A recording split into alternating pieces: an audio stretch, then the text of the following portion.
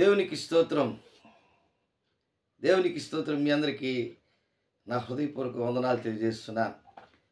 ఈరోజు డిసెంబర్ 3వ తేదీ క్రిస్మస్ సందర్భముగా దేవుడు మనకిచ్చినటువంటి ఆ ఉన్నతమైనటువంటి దేవుని యొక్క ఆశీర్వాదాలు, దీవెనలు ఈ క్రిస్మస్ దినాలలో మనము ఎంతగానో సంతోషించి అనేకులకు యేసుక్రీస్తు యొక్క పుట్టుక గురించి, ఆయన జన్మదినమును గురించి మనము అనేక మందికి తెలియపరచుటకు దేవుడు మనకు ఒక గొప్ప అవకాశం.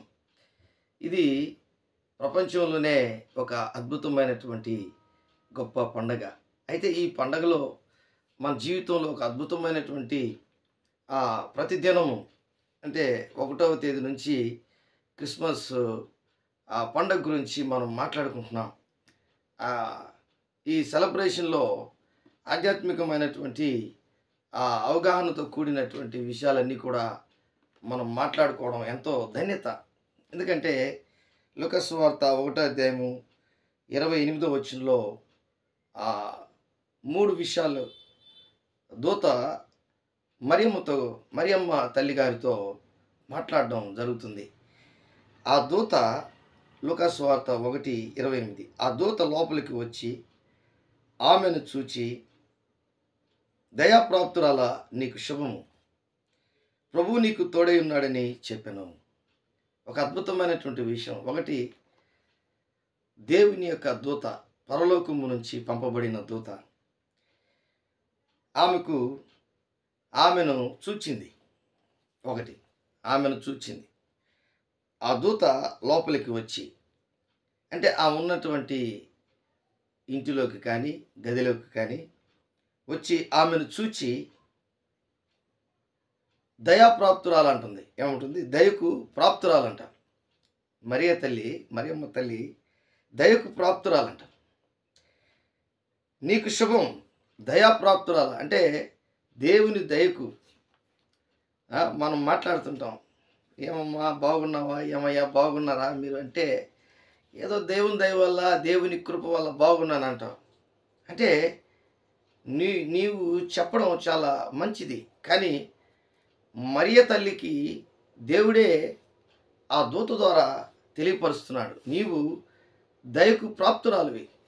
అంటే దేవుని దయకు, దేవుని దయలో, దేవుని యందు, దేవుని దయలో నువ్వు బ్రతుకుతున్నావు. దేవుని యొక్క దయా కనికరముల యందు, ఆయన ప్రేమల యందు నువ్వు బ్రతుకుచున్నావు అని, దయాప్రాప్తురాల నీకు శుభం.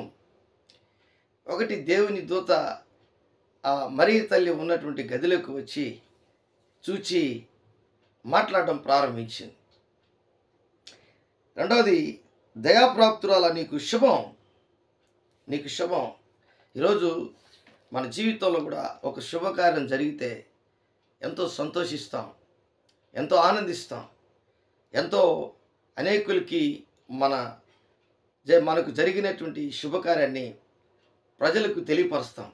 అలాగే రక్షకుడు యేసుక్రీస్తు లోకానికి వచ్చినటువంటి విధానం, తల్లి అయిన మరియమ్మ ప్రవక్తలు వ్రాసి ఆ గ్రంథపు చుట్టలలో లేక బైబిల్లో, పరిశుద్ధ గ్రంథములో వ్రాయించినటువంటి ఆ మెస్సయ, ఆ క్రీస్తు అభిషక్తుడు, ఆ ప్రభువులకు ప్రభు, రాజులకు రాజు, ఆయన ఈ లోకానికి వచ్చినటువంటి విధము ఈ తల్లి అయినటువంటి మరియమ్మకు తెలియజేయడం జరుగుతుంది. కాబట్టి దయాప్రాప్తురాల నీకు శుభం. కాబట్టి ఈ శుభం వచ్చిన ఏంటో అని ఆమె హృదయం అంతా ఎలాగైపోతుందో ఒకసారి ఆలోచించండి. అంటే మామూలు ఒక మనిషి, ఒక అధికారి కానీ, ఒక కలెక్టర్ కానీ, లేకపోతే ఒక రాజు కానీ, ఒక మంత్రి కానీ, లేకపోతే మన ఊరిలో ఉన్నటువంటి ఒక పెద్దలు కానీ వచ్చి మనతో మాట్లాడితే ఎంత సంతోషిస్తాం, ఎంత హంబుల్నెస్ కలిగి మనం ఉంటాం. అలాగే ఇంటికి వచ్చినటువంటి దేవదూత ఏం మాట్లాడుతుంది? శుభం చెప్తుంది. ఆమెను చూచి దయాప్రాప్తురాలంటుంది. అంత మాత్రమే కాదు, ప్రభు నీకు తోడై ఉన్నాడని చెప్పాను. ఎంత గొప్ప విషయం అంటే, ఈ ఒకటి దేవుని దూత వచ్చి చూస్తుంది, రెండోది శుభవచనం చెప్తుంది, నీకు శుభం అని చెప్తుంది, దయాప్రాప్తురాల నీకు శుభం అని చెప్తుంది. అంత మాత్రమే కాదు, ప్రభు దూత ప్రభు నీకు తోడై ఉన్నాడు, ప్రభు నీకు తోడై ఉన్నాడు. కాబట్టి దేవుడు మనకు తోడు. ఇమ్మానుయేలు దేవుడు ఆయన పేరు. ఎంతవరకు తోడు అంటే నువ్వు ఉన్నంత వరకు తోడు, భూమి ఉన్నంత వరకు నీకు తోడు. ఆ మరియమ్మ జీవితంలో కూడా ప్రభు నీకు తోడై ఉన్నాడని చెప్పాను. ఆమె ఆ మాటకు బహుగా తొందరపడి ఈ శుభవచనం ఏంటో అని ఆలోచించుకుంటుండగా దూత మరియా భయపడకుము, దేవుని వలన నువ్వు కృప పొందినవాడు, దేవుని వలన నువ్వు కృప పొందితివి. అంటే ఈ శుభవచనం ఏంటో, నేను చాలా పేదరాలని, రకరకాలుగా ఆలోచనలు మనకు వస్తాయి. నాకు ఏమి లేదు, డబ్బు లేదు, ఆస్తి అంతస్తు లేదు, నీవు చెప్పే ఆ శుభవచనానికి నేను అర్హుణ్ణా, అంటే నా జీవితంలో ఇది నేను పొందుకోగలిగే ఆ స్థితి నాకుందా అని అనుకుంటున్నటువంటి సందర్భంలో ఆ దూత మరలా చెప్తుంది. ఏమని చెప్తుందంటే, దూత మరియా భయపడకుము, దేవుని వలన నీవు కృప పొందితివి. ఈరోజు చాలామంది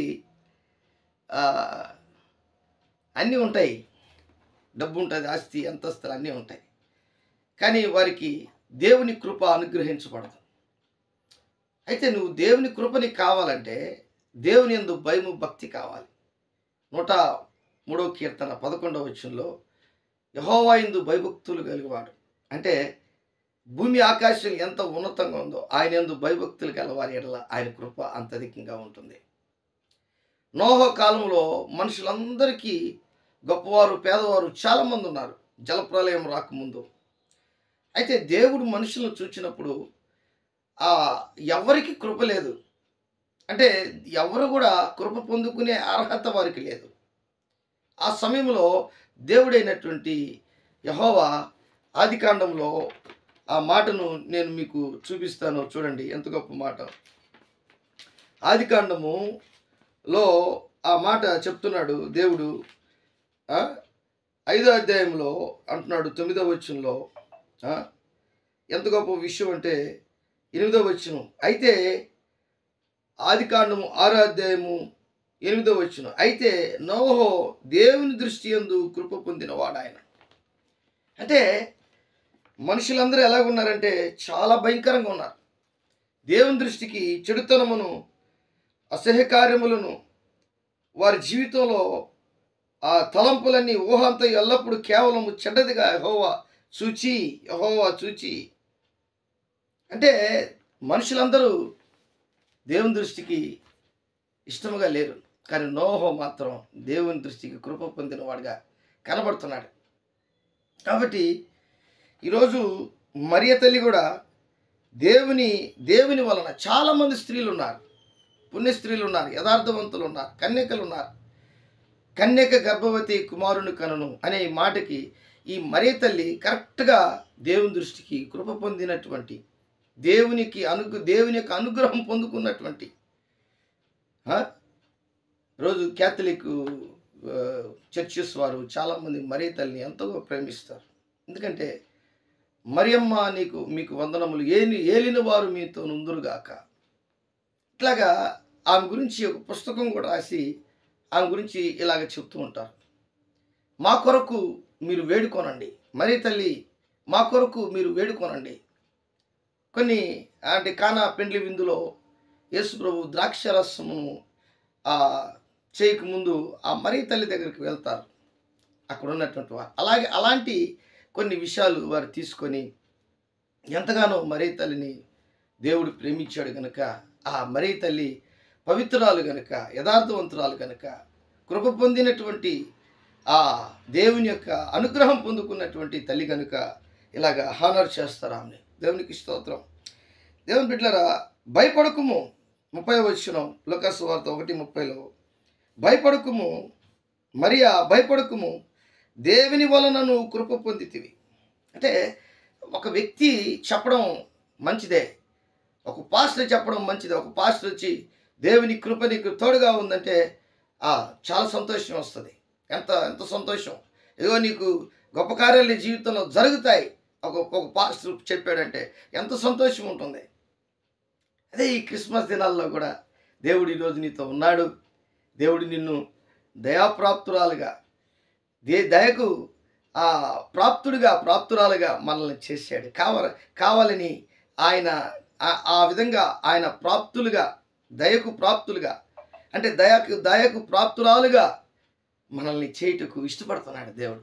అందుకే ఇక్కడ భయపడకుము మరియా, భయపడకుము, దేవుని వల్ల నువ్వు కృప పొందితివి. ఇదిగో నీవు గర్భము ధరించి కుమారునికని ఆయనకు యేసు అని పేరు పెట్టుదు. ఆయన గొప్పవాడై సర్వోన్నతుని కుమారుడు అనబడును. ప్రభు అయిన దేవుడు ఆయన తండ్రి అయిన దావీదు సింహాసనము ఆయనకిచ్చును. ఆయన యాకోబు వంశస్థులను యుగయుగములను ఏలును. ఆయన రాజ్యము అంతము లేనిదై ఉండునని ఆమెతో చెప్పాను. ఇవన్నీ కూడా ఆ మరియ తల్లి విని ఒక ప్రశ్న వేస్తుంది. ఏం ప్రశ్న అంటే, అయ్యో నేను అందుకు మరియ నేను పురుషుని ఎరగనిదాలను. డౌట్ వచ్చేసి నాకు, ఇది ఎలా జరుగుతుంది, నేను కన్యకను కదా. అంటే కన్యక గర్భవతి కుమారుని కనను అనే మాట దేవుని వాక్యము ఉంది.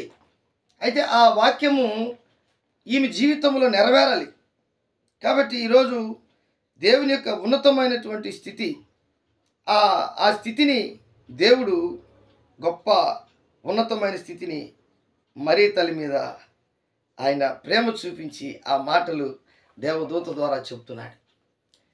అంటే ప్రవక్తలు చెప్పినటువంటి వ్యక్తి, దేవుడు ఎన్నుకున్నటువంటి వ్యక్తి, దేవుడు యేసుక్రీస్తు ఈ లోకమునకు రక్షకుడిగా వచ్చే ఆ గొప్ప దేవుడు ఈ తల్లి అయిన మరియమ్మ గర్భములో ఆయన జన్మించబోతున్నాడు. దేవునికి స్తోత్రం. ఆమె జీవితంలో ఎంతో సంతోషం. అందుకే అంటున్నాడు, అందుకు మరియా నేను పురుషుని ఎరగని దానినే, ఇది ఎలాగూ జరుగుని నీ దూతతో అనగా, దూత పరిశుద్ధాత్మ నీ మీదకు వచ్చును, సర్వోన్నతుని శక్తి నిన్ను కమ్ముకొను గనుక పుట్టబోవు శిశువు పరిశుద్ధుడై దేవుని కుమారుడు అనబడును. హల్లెలూయా.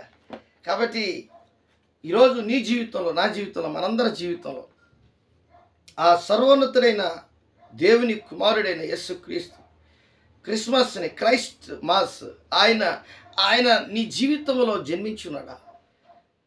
మరియ తల్లి గర్భము ధరించింది శారీరకంగా యేసుక్రీస్తు ప్రభులు వారిని పరిశుద్ధాత్మ ద్వారా. అయితే నీవు క్రీస్తుని కలిగినటువంటి వ్యక్తిగా, నీ జీవితంలో నూతన సృష్టిగా నీ జీవితం ఉన్నటువంటి వ్యక్తిగా, క్రీస్తుని ఎరిగినటువంటి వ్యక్తిగా, క్రీస్తుని కలిగినటువంటి వ్యక్తిగా ఆయనను పూజిస్తూ ఈ పండగ దినంలో ఎంత సంతోషించాలి. దేవునికి స్తోత్రం.